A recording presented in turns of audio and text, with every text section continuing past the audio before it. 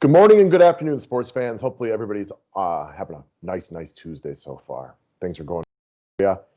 We got World Series tonight, so I'm going to do a real quick video just kind of talking about the way that I would approach it.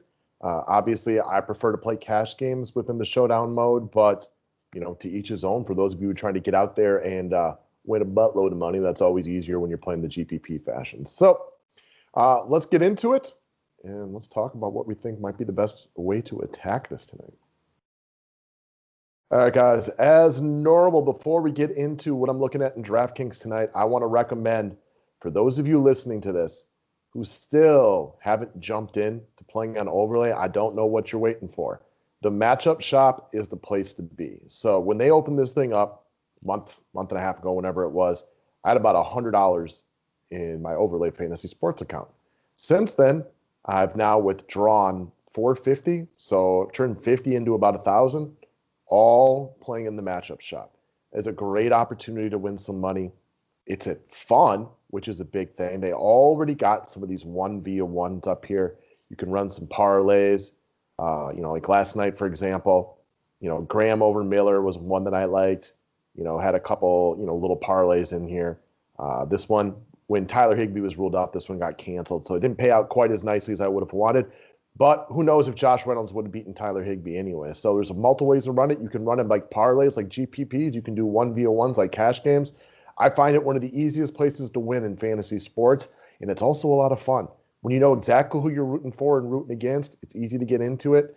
And side note, if you do finally get on overlaydfs.com, when you make your initial deposit, take a screenshot of it and send it to me, and I can get you a free 5-pack membership. So that all being said, let's take a look at DraftKings tonight. We got Blake Snell against Tony Gonzalon. What should we do with the starting pitchers this evening? For my money, I'm going to captain Blake Snell. He's already pitched once here. He was very good for about 4 innings, if my memory serves me correctly. Tallied up a lot of strikeouts. I don't know. Dodgers just aren't as good against lefties. It's been that way for a while. I'll play him. I think he's about as good of an answer as the Rays have. I will say the flip side of this one, I expect Blake Snell to be popular this evening because people tend to gravitate towards the starting pitchers for all the obvious reasons on these slates. And by pulling him and taking him out, you could really differentiate yourselves. Because if he struggles a little bit early in a game like this, where Tampa Bay needs this win about as badly as anybody could ever need a win, if he's struggling, man, he's going to get pulled early. This is, win or go home type of situation. So I'll play Blake Snell, but I feel like there's some real gamesmanship to taking him out of here. Even just taking him out of the captain spot could be a good way to differentiate yourself. On paper, I think he makes a significantly better play than Tony Gonzalon, but that doesn't mean that's the way it's going to work out. And if you're going to win big money, not putting Blake Snell in the captain spot is like an easy way to differentiate yourself from a large percentage of the pack right away. So what do we think about Tony Gonzalon tonight? So you can see, no need to do further research. It is right here for you. Gonzalon will be a conventional starter, not an opener in Game 6 of the World Series against the Rays on Tuesday. So what do we expect out of him then? So he ain't a dude that's going to go 120 pitches, even if he's pitching well. We saw him throw 88 2 weeks ago. Since then, he's coming in a couple of smaller relief stints. He has not been very good in recent memory in the playoffs. In fact, dude has pitched 5.2, 7.2 innings in the playoffs. Has given up 8 runs, has walked 7 guys, and allowed 3 home runs. It's not good. There's no other way to put it. His body language, for those of you watching, he looks frustrated and he looks annoyed that he can't get guys out, but he's not getting anybody out today. It's up to you if you play Gonzalon. I'm on the fence on this one, and let's be honest. If by taking him out of your lineup, you get a much better lineup. Just the way that it is. They have priced up the hitters all over the board. So right away, even by captaining Snell, you're taking yourself out of the running for playing more than one good hitter in this situation. So it's up to you how you do it, but I definitely think your roster construction has got more upside if you take Gonzalon out of there. Like, this is not a guy that I expect to walk in tonight and get you over 15 DK points. I mean, I think he could definitely, if he gets rolling, 10 to 15 is not implausible, and that would outscore the majority of hitters, but your cap relief and lineup construction will be significantly better without him. And it's not like you expect Blake Snell to pitch a perfect game, so you may want a little touch of the Dodgers in there.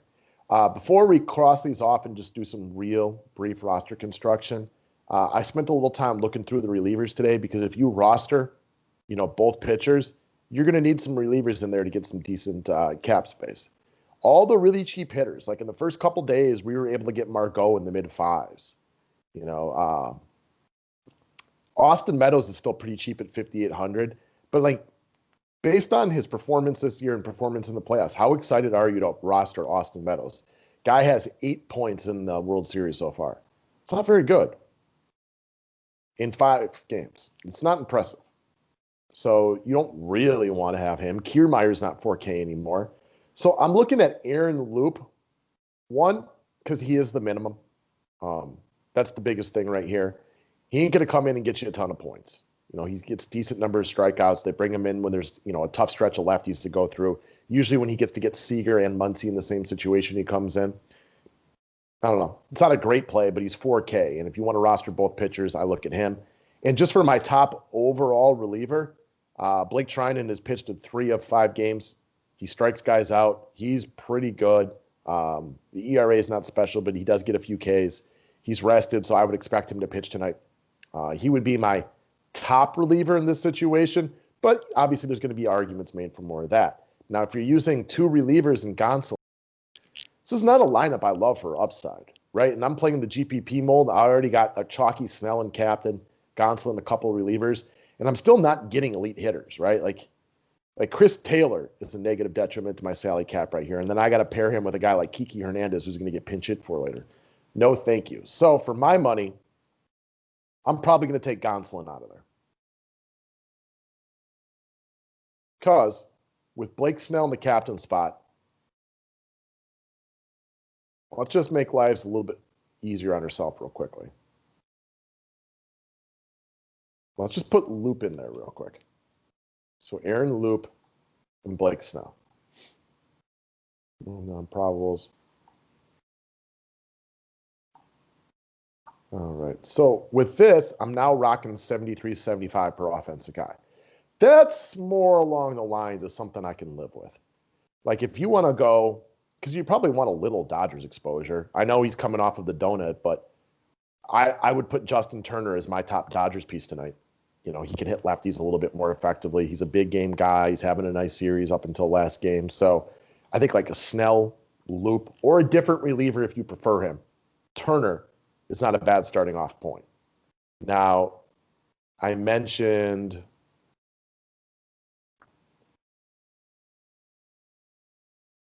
Brandon Lau is a guy you can look at. 3 home runs in the World Series already.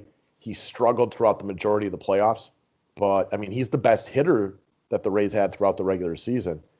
He should be back up in the 2-hole tonight. Could you make a lineup with him then? Well, I don't expect Diaz to be in there, so you're not going to get that cap space. At that point, you're probably going to have to pivot it over to Meadows. And then you're going to have to play like a Zunino or a Kiki Hernandez. I massively prefer Zunino in GPPs over Kiki Hernandez. More at-bats, more home run upside. More at-bats is the big thing right there. But let's say like we take Brandon Lau out of here, and let's say we roll with Austin Meadows for a minute. I like the idea of Chris Taylor because, again, especially within the GPP mold, doesn't get a lot of ownership, can hit lefties well. I guess if I can get up to Will Smith for $400 more, better batting spot in the order, a lot of the same home run upside. And then I could go with like a Willy Adames in GPPs especially because I don't think he'll get much love. I don't blame him for not getting much love, but if he has a decent game, you get him at low ownership. Otherwise, don't be afraid to leave a few dollars on the table. Oh, crap. I already have Austin Meadows in there. Well, this would be a little bit tougher. And you don't have to play Justin Turner. I happen to like him, but that doesn't mean that you necessarily have to. You should get G-Man Choi. Should be batting in a nice spot in the hole tonight. And you could pair him with an A.J. Pollock or a Manuel Margot. Like, if you think the Rays have a good night, Turner and then Choi, Meadows, Margot. These should be 3 of the top 5 hitters for the Rays. So this is a lineup I could get on board with. Obviously, let's play around with these things this afternoon. This is not a set it and forget it type of a lineup.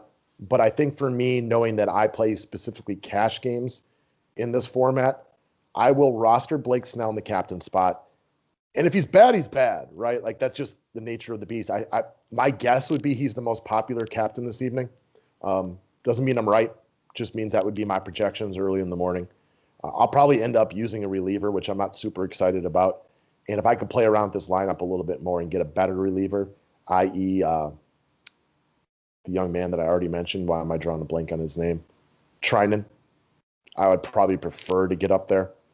Turner would be my favorite Dodger because I'm assuming Snell gets through about 5 innings, so it's like 2 at-bats against the lefty, but Turner can hit both sides of the plate. I'm guessing Choi will be in the middle of the lineup. I'm not super excited about this, so trust me, this is not a set it and forget it type of a play. He's done next to nothing in the World Series, so it's just a guy who's going to have a good batting spot order. I do like Manuel Margot. Very aggressive on the base pass, playing well. He's a guy that I like to get into my lineup today. He's got 40 DraftKings points in the World Series. And if you can find your way up to a Rosarina, I mean, hell yeah, man. This guy's setting all sorts of records left and right. So that's the way I view this thing today. I like Margot. I like Turner. Meadows, I prefer in cash games because I think he'll be popular, probably batting leadoff today. And if he's not leadoff, then you're not really looking at him. It's just high up in the batting order. You expect him to get a bunch of at-bats. And I like Brandon Lau. If you can get here as well, I like him. If you want to play him over Turner, I absolutely 100% understand that. It just, it's struggled not to have any Dodgers in your lineup. So that's it, guys. Best of luck today. Don't forget to click the thumbs up video on the video. Let's have a good one.